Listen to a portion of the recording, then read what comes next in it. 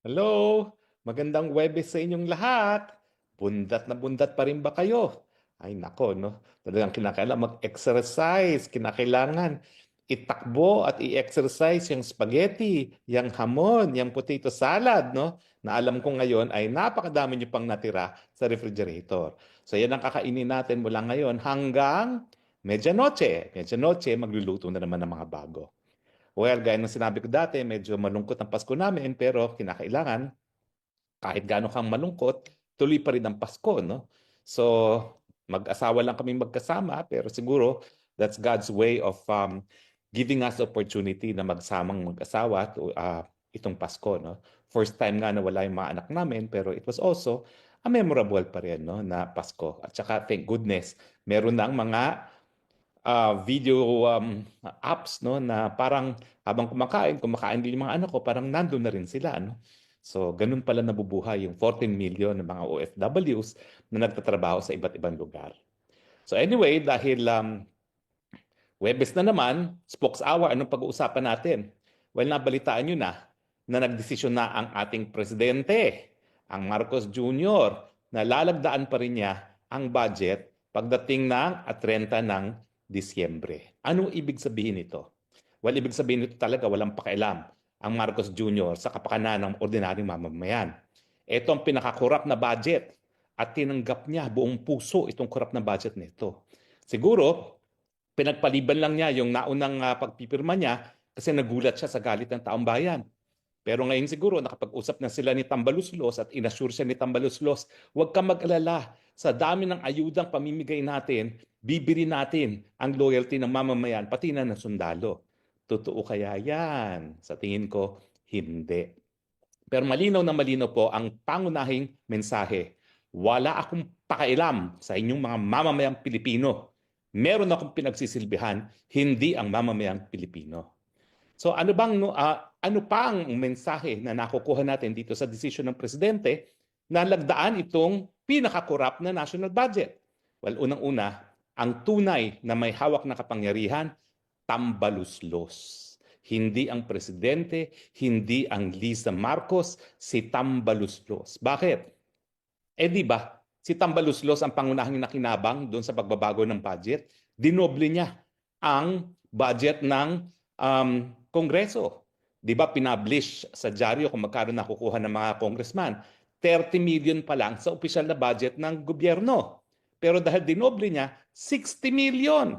Ay bukod pa yan, yung sinasabi ko na tagwa 1.5 billion sila na infrastructure na 50% binubulsa nila. So 750 plus 60, 810. Meron pa yung tupad at saka AX.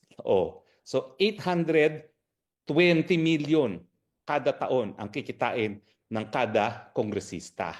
Siyempre, ang pangunahing nagpatunay na siyang tunay na mayroong kapangyarihan ang tambaluslos. Susuportahan siya ng kanyang mga kasamahan ngayon sa Kongreso dahil limpak-limpak na salapi ang binigay niya sa kanila sa panahon na nangangailangan sila ng pera pamudmud sa taong bayan. Dahil ito nga po ay panahon ng eleksyon.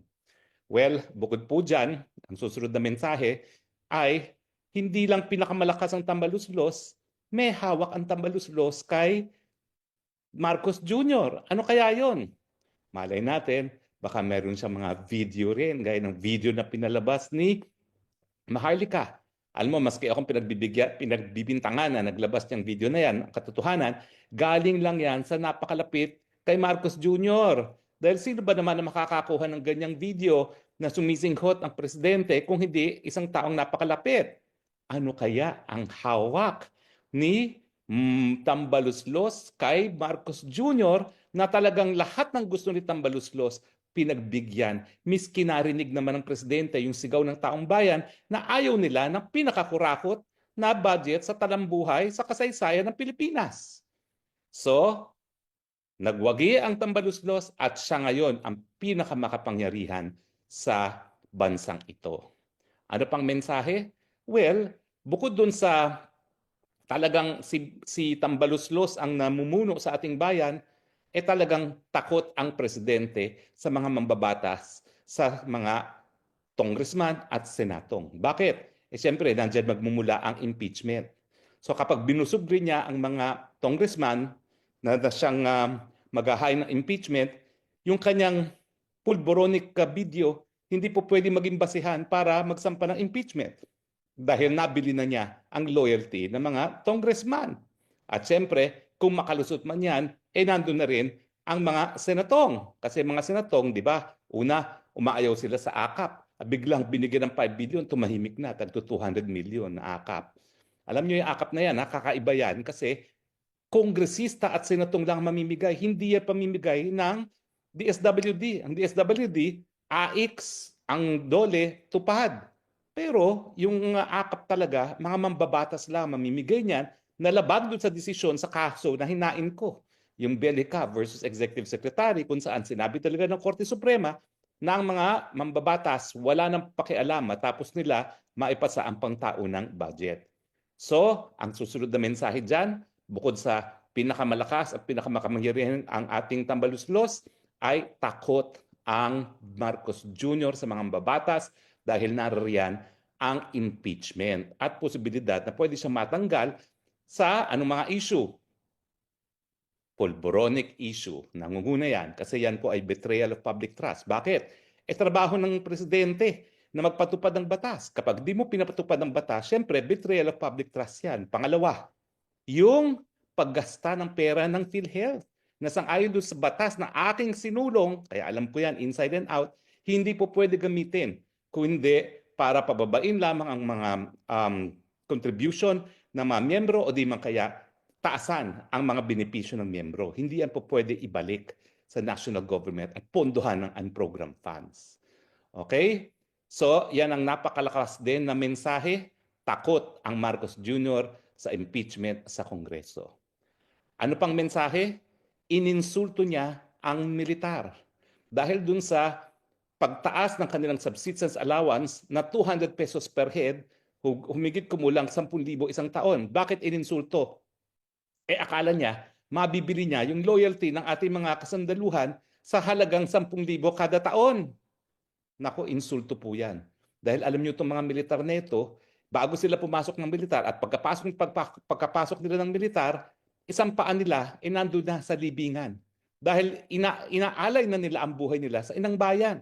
Dahil dito nga sa ating bayan, merong sinasabi ng Guinness Book of World Record, the longest running insurgency na ang kalaban nga natin, mga teroristang si PPNPA na ngayon, ayun, naghaharing uri kasama ni Tambaluslos sa Congress na nagpakulong pa sa mga bemedaled military officers gaya ni Wilkin Villanueva at ni Colonel Grijaldo. No? Mantakin nyo yan. Yung kalaban ng gobyerno ang siyang nagpakulong sa mga nag-aalay ng buhay para sa inang bayan. Hindi po katanggap-tanggap yan. At sa tingin ko, ang mensahe na isa pang pinararating ng presidente nang siya ay pumirma or pipirma dito sa budget neto, kaya kong bilin ang loyalty ng militar. Yan ang akala niya. Tignan natin kung anong mangyayari sa Enero. At nababasa niyo ba yung mga open letter ng mga opisyalis ng militar? Bagamat sila ay mga retirado, siyempre yung mga active hindi naman pwedeng pumirma. Yan ay talagang dahilan para sila mawalan ng hanap buhay. Pero yung mga retirado, I am sure, talagang kapareho din ng damdamin ng mga nasa active service. Except na lang, siguro, yung Browner. No? Alam naman natin na talagang super sip-sip sa mag-asawa. Ano pang mensahe na pinararating ng presidente? Well, walang halaga ang kalusugan ng mga Pilipino. Wala akong pakialam kung mamamatay kayo sa kahirapan, pero yung zero budget ng PhilHealth, hay nako, tanggapin na natin yan na realidad. Dahil itong presidenteng ito, palibasa, anak ng magnanakaw na diktador, at talaga naman nagpasasa sa kaban ng bayan, hayan, walang pakialam sa kapakanan ng mga mahihirap na nagkakasakit, kaya hindi niya ginalaw ang zero budget ng PhilHealth. Bukod pa dyan, wala rin akong pakialam dyan sa mga public school students natin at mga nag-aaral sa state university and colleges na binawasan ng budget para doon sa libreng tuition na ating sinulong. Unang-una, bakit siya makikialam dyan sa mga public school students na yan? Mga anak naman niya, mga anak mayaman at hindi kinakailangan pumasok sa public school. Hayaan mong mawala ng computer yung mga hinayupak na mahihirap na yan. Dahil yung mga mahihirap na yan ang mga nagre-rebelde laban sa mga Marcos regime. Yan ang mensahe. Kaya hayaan natin na malabag ang saligang batas at hindi masunod ang nakasaad sa ating saligang batas na dapat ang pinakamataas na budget na pupunta sa DepEd. Diba malinaw yung mensahe niya yan sa paglagda nitong pinaka-kurakot na budget sa talambuhay sa kasaysayan ng Pilipinas. At siyempre, dahil ang number one ngayon na budget ay napunta sa DPWH, again, makikinabang na naman ang mga congressman at senatong. Yan ay ano pa rin, consistent sa akin sinasabi na talagang ang naghaharing uri si Mr. Speaker dahil karamihan talaga na makikita dyan ng 50% ng tongpats ay mga kongresista. Siyempre, nandyan na rin mga senador, o 24 lang sila, mas importante siguro kay Marcos Jr., yung mga senatong na 318. No? At saka, ang malinaw na malinaw pang mensahe na pinararating, walang pakialam ang Marcos Jr. sa inyong saligang batas. Gaya ng lalabagin niya ang karapatan at linabag niya ang karapatan ng tao na nakasaad sa saligang batas. Gaya ng karapatan ko na sa isang congressional hearing ay tinatanong ng mga bagay-bagay na wala namang kinalaman sa investigasyon na ginagawa. Yun po, binaliwala niya ang saligang batas. Walang importansya sa kanya yung saligang batas na yan. Inaapak-apakan lang niya, yuyurak-yurakan, gaya ng ginawa ng kanyang ama doon sa ating 1935 Constitution. At dahil itong 1987 Constitution, si Cory Aquino gumawa niyan, pues gamitin niya na pamuna sa puwet. Kaya hindi sinunod ang nakasaad sa ating saligang batas. Di ba katotohanan lang naman lahat yan? Masakit sana tatanggapin ng mga ordinaryong Pilipino, pero ganyan po ang ating presidente. Suma total, ano ang mensahe sa desisyon ng ating presidente na lagdaan ang pinakakorap na budget sa ating kasaysayan? Pinakamalakas na pinuno ngayon si Tambaloslos. Wagi ang senatong at congressman na doble ang kanilang budget, hindi lang po yan. Tinaasan pa ang kubra nila sa infra project dahil naging number one na sa budget ang DPWH. Ang militar, pwedeng bilhin yan. Kaya huwag kayo mag-alala na magkukuyan. Bibiling ko yan ng 200 pesos kada araw. At siyempre, yung saligang batas na yan, pamunas lang yan sa puwet dahil hindi yan linagdaan o hindi yan produkto ng kanyang ama. Ang kanyang gusto lang niyang saligang batas ay 1973 Constitution na ang ama niya ang bumuo. Yan po ang malungkot ng mga mensahe ng desisyon ng ating Marcos Jr. na lagdaan ang pinakakorap na budget sa ating kasaysayan. Nagkaroon po ng open letter ang mga retiradong militar at humihingi ng pagkakataon na remedyohan itong pagkakamali ng Kongreso. Pero ito po ay hindi napakinggan. Tuloy pa rin ang bonanza ng mga senatong at congressmen at iba pang politiko. At siyempre, wag natin kalimutan pati ang ating presidente nakinabang. Bakit? Tinaas ng kalahati ang kanyang budget. Abay, 10 billion ang hiningi, ang binigay 15 billion. Di ba kalahati yan? Saan pupunta na naman yan?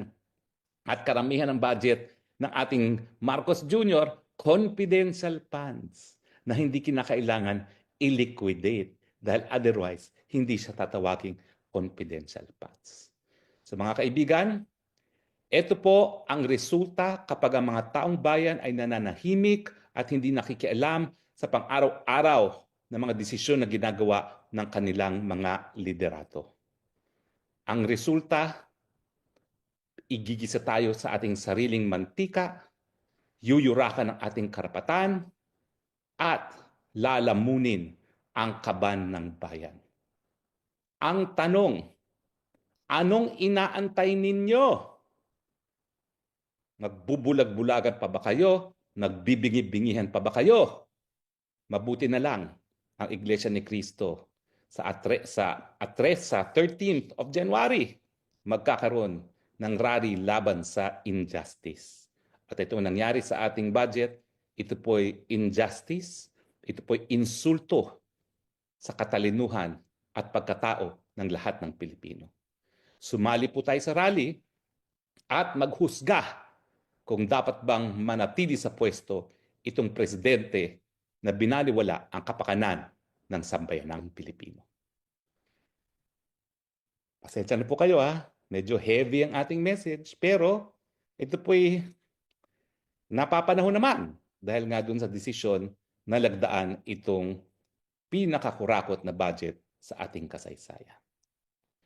Well, ganun pa man, hayaan na natin ang gobyerno.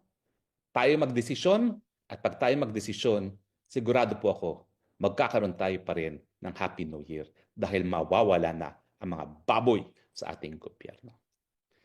Ito po ang inyong spokes ng bayan, nagsasabi, maraming salamat po sa inyong patuloy pagtangkilik at Pilipinas, panahon na para maghusga. Huwag niyong payagang yurakan ang inyong karapatan, huwag niyong payagan na lamunin ang inyong kaban ng bayan na mga baboy sa gobyerno. Ito po ang inyong spokes ng bayan nagsasabi, I love you Philippines. Bakit? Because you're the only country that I have and therefore the only country that I will love. Bye.